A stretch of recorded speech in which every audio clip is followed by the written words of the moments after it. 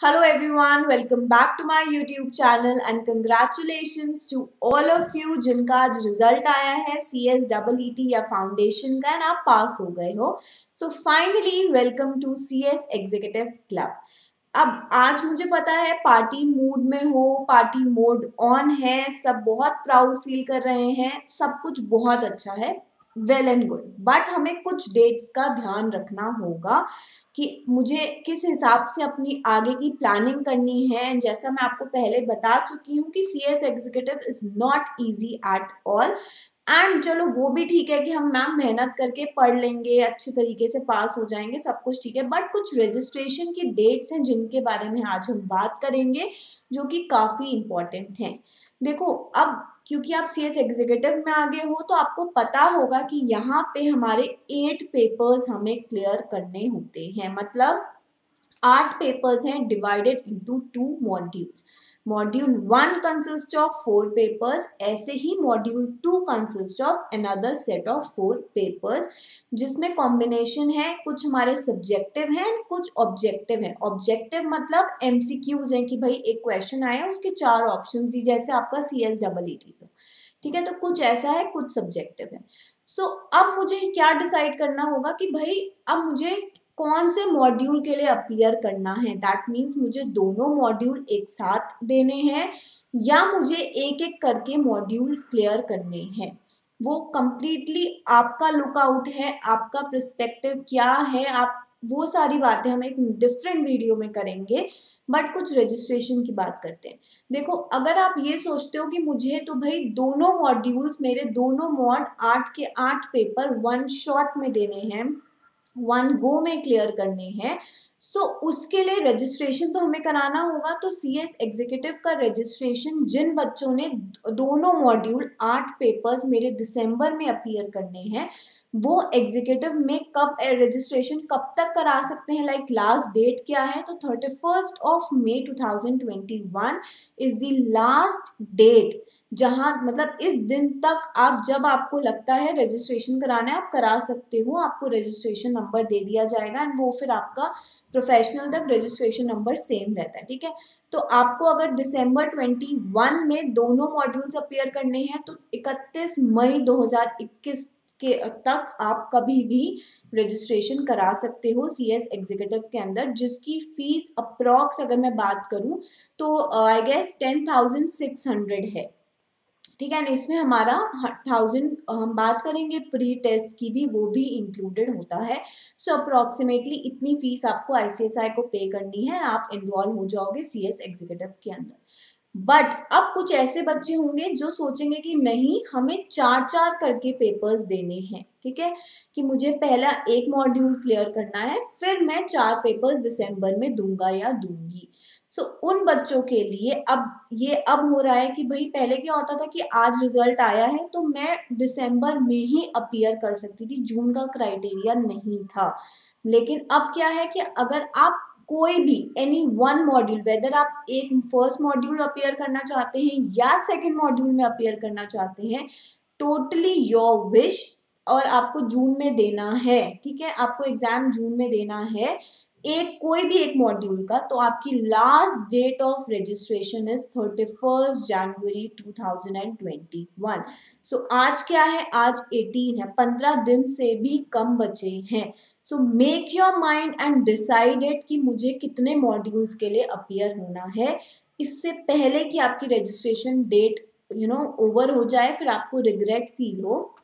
So please ध्यान देना इस बात को, फैमिली से डिस्कस कर लो, आपके जो भी मेंटर हैं उनसे डिस्कस कर लो. Self assessment first of all पहले वो करो कि मैं कितनी पढ़ाई के लिए कितना टाइम मैं दे सकता हूँ, कितना मेरी कैपेबिलिटी क्या है. देखो, कहने वाले तो लोग बोलेंगे कि यार तू 4 दे दे या तुम 8 में एक साथ अपेयर हो जाओ, but it depends upon my wish, my capability कि how much hard work I am willing to put in. ठीक है, तो उस हिसाब से डिसाइड कर लो. अगर एक मॉड्यूल देना है, कोई भी एक, फर्स्ट या second, whatever you feel like, तो 31 जनवरी से पहले पहले आपको ICSI की साइट पे जाके रजिस्ट्रेशन लेना होगा विद द अमाउंट ऑफ शायद जो भी मैंने बोला कि भाई 10,600 फीस है, एक बार चेक भी कर लेना।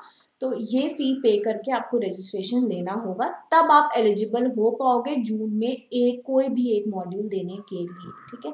वो आपको अभी डिसाइड नहीं करना होगा कि भाई कौन सा मॉड्यूल देना है, वो तो एग्जामिनेशन फॉर्म से पहले पहले आप डिसाइड कर लेना कि भाई मुझे एग्जामिनेशन फॉर्म भरना है, या अभी रजिस्ट्रेशन लेने के बाद असेस कर लेना कि मैं कौन सा मॉड्यूल के लिए अपीयर होना चाहती हूँ।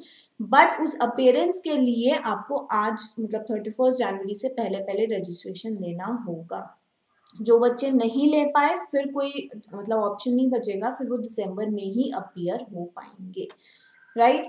अच्छा, अब अगर रजिस्ट्रेशन की बात हुई है तो मैं आपको बता देती हूँ कि आपको कहाँ जाके रजिस्ट्रेशन करना है। देखो smash.icsi.in जब आप अपने गूगल पे डालोगे तो आपको कुछ इस तरीके का पेज अपीयर होगा।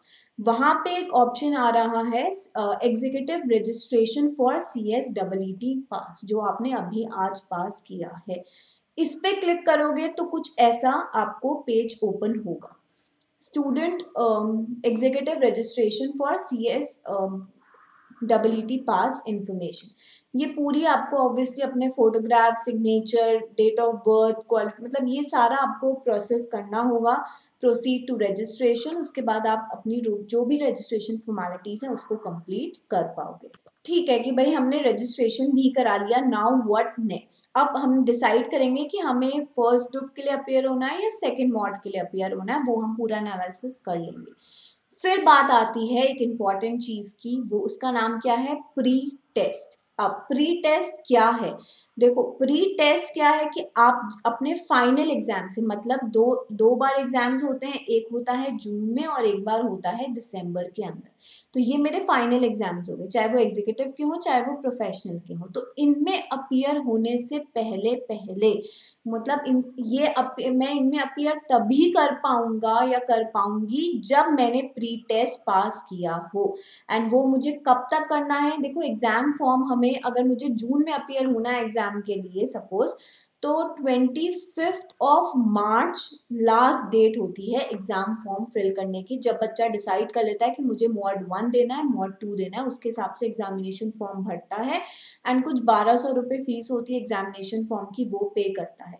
अगर आप 25 मार्च तक अपना एग्जामिनेशन फॉर्म नहीं भर पाए फॉर एनी रीजन, भूल गए या वट एवर, ठीक है, तो 9 अप्रैल विद लेट फीस आप फिर भी एग्जामिनेशन के लिए एनरोल कर सकते हो, एग्जामिनेशन फॉर्म को फिर भी भर सकते हो 9 अप्रैल तक।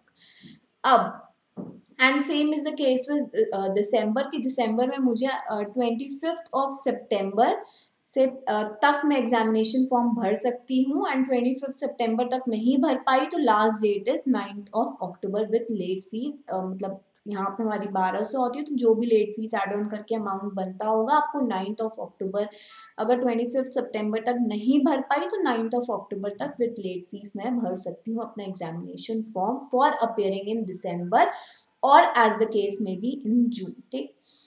अब इससे पहले पहले मतलब ये एग्जामिनेशन फॉर्म भरने से पहले मुझे अपीयर होना होगा मेरे प्री टेस्ट में। अब प्री टेस्ट है क्या, अब जैसे हमें पता है कि 8 सब्जेक्ट्स होते हैं, ठीक है, तो हर सब्जेक्ट का आपको प्री टेस्ट देना है, ठीक। अगर मैं एक मॉड्यूल में अपीयर हो रही हूँ तो पहले के 4 पेपर जो भी उस मॉड्यूल में है उन 4 पेपर का मुझे प्री टेस्ट देना होगा। 100 मार्क्स का क्वेश्चन होता है, ईच सब्जेक्ट का क्वेश्चन पेपर हमारा 100 मार्क्स का होता है, जिसमें 50 क्वेश्चंस होते हैं with like carrying 2 marks each, तो it amounts to 100 marks, ठीक है। 50 क्वेश्चन, 1 घंटे का टाइम है, आपके 2 मार्क्स ईच क्वेश्चन है, MCQ बेस्ड होता है, ऑब्जेक्टिव होता है, ठीक है, कि भाई आपका क्वेश्चन पूछा जैसे आपका CSEET में था एंड उसमें 4 ऑप्शंस दिए गए हैं, अब उसमें से आपका जो सही आंसर आपको पता है उस पर आप टिक कर दोगे। बट क्या ध्यान में रखना है कि नेगेटिव मार्किंग भी है। नेगेटिव मार्किंग कितनी है, 0.25%। देखो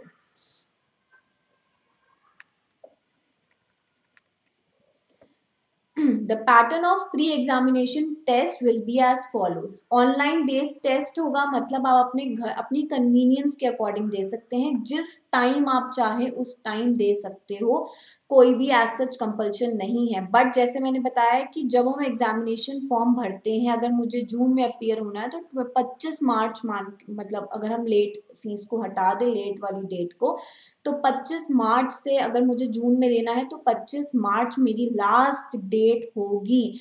अपने मैं एग्जामिनेशन फॉर्म ही फिल नहीं कर पाऊंगी अगर मैंने मेरा प्री टेस्ट नहीं दिया होगा, ठीक है।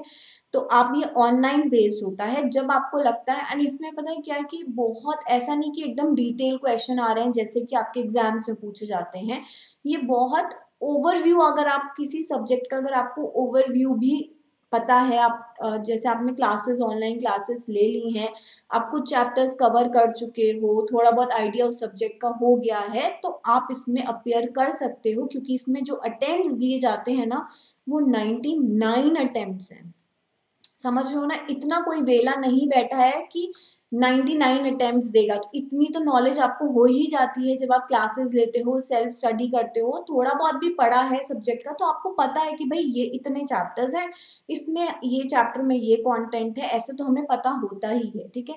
तो इसमें कोई टेंशन वाली बात नहीं है, क्योंकि ये बहुत ईजी होता है, प्लस आपको 99 अटेम्प्ट्स दिए हैं, ठीक है।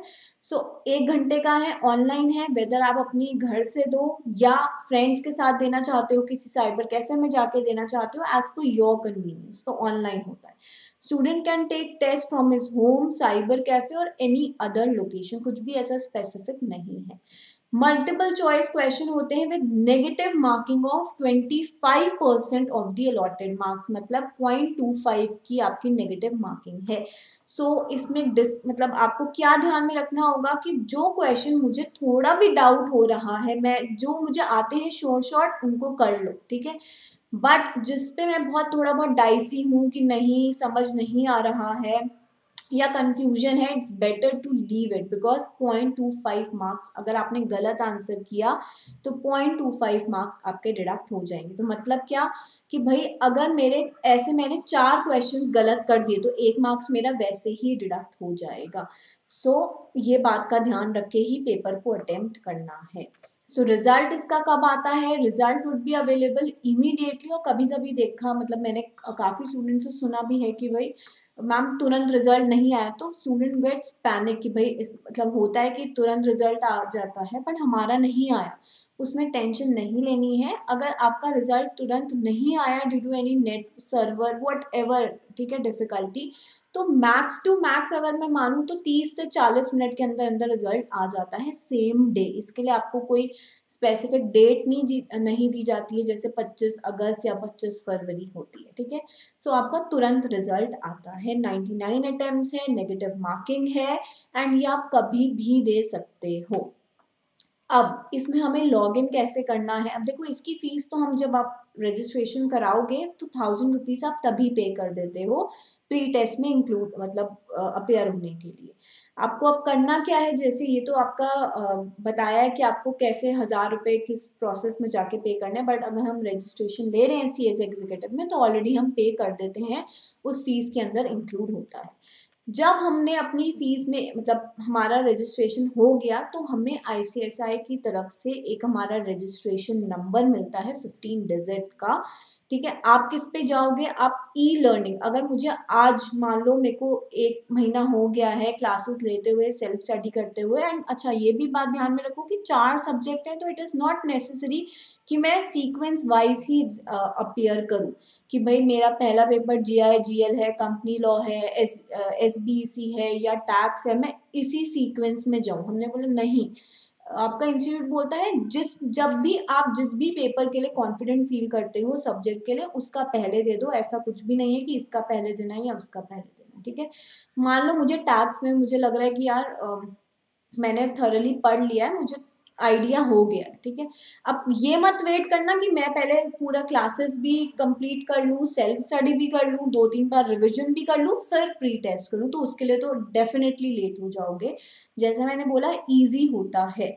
सो आप 1 महीने बाद ही, जैसे आपने क्लासेस ली उसके 1-1.5 महीने बाद ही अगर आप अपेयर करते हो, it is well and good. आपको एक तो आइडिया हो जाता है। फिर अगर मान लो एक अटेम्प्ट में नहीं भी हुआ, तो ये तो कोई अटेम्प्ट देखने नहीं वाला, it just you have to clear it before the examination form और before the appearance in the examination, ठीक है। तो आपको क्लियर करना है। आज नहीं हुआ तो मान लो टैक्स का पेपर दिया, या मैंने बोला JIGL का आज मैंने पेपर दिया, और किसी भी रीजन की वजह से मेरे पासिंग मार्क्स नहीं है, जो कि है 40 मार्क्स की। भाई मान 100 मार्क्स का पेपर है हमारा, तो उसमें से मेरे 40 मार्क्स आने मैंडेटरी हैं, तभी मैं उस टेस्ट को क्वालिफाई करूंगी, ठीक है। तो 40 मार्क्स मिनिमम है। बट यहाँ पे क्या है एक एडवांटेज कि एग्रीगेट वाला कोई सीन नहीं। अदरवाइज हमारे वैसे एग्जाम्स में क्या होता है कि 40 मार्क्स भी सब में आने चाहिए, प्लस हमारा जो एग्रीगेट है, अगर मैं बोलूँ 400 मार्क्स का पेपर है तो 200 भी आने चाहिए। मतलब क्या, हर सब्जेक्ट में अगर मैं बोलूँ कि 50 मार्क्स से ज़्यादा आना चाहिए, 50 मार्क्स या अबव आने चाहिए, अगर मुझे 200 का भी क्राइटेरिया फुलफिल करना है, ठीक है। तभी एग्रीगेट भी बनता है कि भाई पास भी हो रहे हो और एग्रीगेट भी बन रहा है। बट यहाँ पे ऐसा नहीं है। आपका 100 मार्क्स का पेपर है, आपको 40 मार्क्स आने चाहिए। मान लो एक में 40 आ गए, ठीक है, किसी में 42 आए, किसी में 45 आए और किसी में 55 आ गए। भले एग्रीगेट नहीं बन रहा है, बट स्टिल मैं पास हूँ। तो एग्रीगेट वाला कोई क्राइटेरिया नहीं है, just you have to be pass, ठीक है। 40 मार्क्स या उससे अबव आना चाहिए, एज सिंपल एज दैट। आप क्या करोगे, आप elearning.icsi.in पे जाओगे, एंड मैं आपको ये फाइल भी अटैच कर दूंगी अपने डिस्क्रिप्शन बॉक्स में, so that if you have any queries apart from the queries I am telling you, उसमें अगर आपको कुछ और भी क्वेश्चंस हैं, आप ये ICSI से ही उनकी वेबसाइट से ही मैंने डाउनलोड किया है, सो आप उसको रेफर कर सकते हो। तो हमें elearning.icsi.in पे जाना होगा, ठीक है। उसके बाद अपने आप वहां पे क्या करोगे, लॉगिन पे, लॉगिन एक ऑप्शन आएगा, ठीक है, ऊपर आपको लॉगिन का पोर्टल दिखाई देगा। लॉगिन पे क्लिक करेंगे, एक मिनट, देखो ये रहा elearning.icsi.in, ठीक है। आप यहाँ पे लॉगिन पे क्लिक करेंगे। लॉगिन पे आपको अपना यूजर नेम, जो आज आप रजिस्ट्रेशन कराओगे उस पे आपको यूजर नेम मिलेगा, आप वो डालोगे, एंड आपको ICSI से जैसी रजिस्ट्रेशन आप कराते हो सक्सेसफुल हो जाता है, तो आपको एक पासवर्ड आता है, जैसे यहाँ पे लिखा हुआ है learn@1234। ये बेसिक होता है। बट आप क्या कर सकते हो, अपना यूजर नेम जो कि आपका रजिस्ट्रेशन नंबर आपको रजिस्ट्रेशन कराने पे ICSI देता है, वो डालोगे, और अपना फॉरगेट पासवर्ड करके, मतलब एक बार पासवर्ड सेट कर लो, बिकॉज ये सबका कॉमन रहता है। तो अपना पासवर्ड डाल के आप लॉगिन करेंगे। जैसे ही आप लॉगिन कर लेंगे, आपको एक डिफरेंट स्क्रीन वहां पे दिखाई देगी, कुछ ऐसी, देखो, ठीक है, ऐसा कुछ एक मिनट, ऐसा आपके सामने दिखाई देगा जब आप लॉगिन कर लोगे। आपको क्या करना है, आपको माय कोर्स पे क्लिक करना है। 3 ऑप्शंस होंगे, ICSI committee, my communities and my course. तो आपको माय कोर्स पे क्लिक करना है प्री टेस्ट को देने के लिए, ठीक है। तो आप माय कोर्स पे क्लिक करोगे। जैसे ही आप माय कोर्स पे क्लिक करोगे, आपको इस तरीके से कुछ स्क्रीन आएगी। अपकमिंग कोर्सेज में आप, अगर आप एग्जीक्यूटिव का अगर मैं बात करूं, तो आपके यहाँ पे 8 पेपर्स दिखा रहा होगा। आपको जिस भी सब्जेक्ट का प्री टेस्ट देना है, उस आप वहां पे क्लिक करेंगे, लॉन्च पे करेंगे, देखो, click on online pre examination test, मान लो मॉड्यूल 1 है, click on the launch button in green colour. तो मॉड्यूल 1 में कितने पेपर्स हैं, 4 पेपर्स हैं, चारों पेपर सामने आ जाएंगे। जिस भी पेपर का आप देना चाहते हैं, सपोज JIGL की मैं बात करूं, तो आपको यहाँ पे गाइडलाइंस आएंगी, उस पर आप कंटिन्यू करेंगे, ठीक है। और फिर आपको मतलब launch assessment in green colour, आप यहाँ पे क्लिक करेंगे, तो आपका एक ये एक डिस्क्लेमर आएगा कि please read the following information. इस पे क्लिक करके आप अपने टेस्ट, आपके सामने कुछ इस तरीके से आएगा, दैट इज MCQ है, ठीक है। इनमें से जो आपको ऑप्शन सही लगता है आप उस पर टिक कर सकते हैं।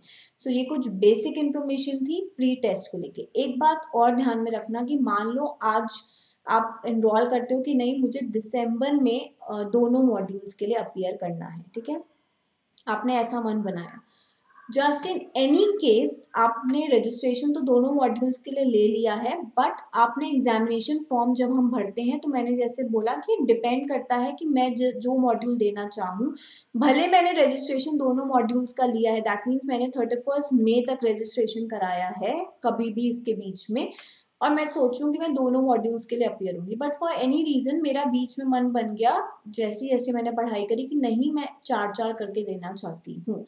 तो अब क्या आपने अगर सॉरी, अगर मैं प्री टेस्ट की बात करूं तो अगर मान लो आपने प्री टेस्ट दोनों मॉड्यूल्स का दे दिया है, बट उसके बाद एग्जामिनेशन फॉर्म भरने से पहले आप ये डिसाइड कर रहे हो कि नहीं अभी मैं मॉड्यूल 1 का ही दूंगी, मॉड्यूल 2 में बाद में अपियर करूंगी। होता है ना कई बार हम चारों 8 सब्जेक्ट्स की क्लासेस ले लेते हैं, फॉर एनी रीजन हमें समझ में आता है कि नहीं अभी हम 4 देंगे, नोट्स तो है ही हमारे पास, क्लासेस तो है ही हमारे पास, तो नेक्स्ट अटेम्प्ट में 4 देंगे। तो पढ़ लिया है बट मन क्या बना कि 4 ही देना है। तो अगर आपने प्री टेस्ट दे भी दिया है 8 सब्जेक्ट्स का तो वो वैलिड माना जाएगा। ऐसा नहीं है कि अगर मैंने दिसंबर में एक मॉड दिया जबकि मैं प्री टेस्ट अपने 8 मॉड्यूल्स का कंप्लीट करके उसमें पास हो चुकी हूँ तो वो फिर से मुझे देना पड़ेगा। नहीं, अगर आपने एक बार प्री टेस्ट क्लियर कर लिया तो वो वैलिड होता है, भले आप अपने मॉड्यूल्स को स्विच कर रहे हो कि नहीं मैं अभी 4 और फिर नेक्स्ट अटेम्प्ट में 4 दूंगी, तो ऐसा कुछ भी नहीं है, वो कैरी फॉरवर्ड होता है, वो वैलिड माना जाता है, तो इस बात के लिए भी नहीं घबराना है। सो आई होप जितनी बात मैंने आपको बताई है, एक पूरा प्रोसीजर बताया है कि कैसे आप प्री टेस्ट के लिए अपियर कर सकते हैं, आपको कुछ इंपॉर्टेंट रजिस्ट्रेशन की डेट्स बताई हैं, आपको समझ में आई होंगी। इफ एट ऑल कि आपकी कोई भी क्वेरी रहती है for registration process, for pre test, for anything related to CS executive, you can comment in the comment section. I will surely reply to all your queries. हम लोग next video में मिलेंगे और हम लोग बात करेंगे कि क्या हमें 8 पेपर्स देने चाहिए या हमें 4-4 करके अपने मॉड्यूल को कवर करना चाहिए। ठीक है, तो मिलते हैं नेक्स्ट वीडियो में। Till then take care.